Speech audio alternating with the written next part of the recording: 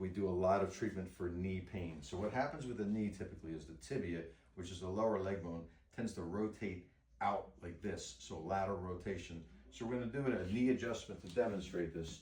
I'm going to push on this right here just to move it about 2 or 3 millimeters. Good. So we'll take an activator to stimulate the medial meniscus, which is the inside part of the knee right here.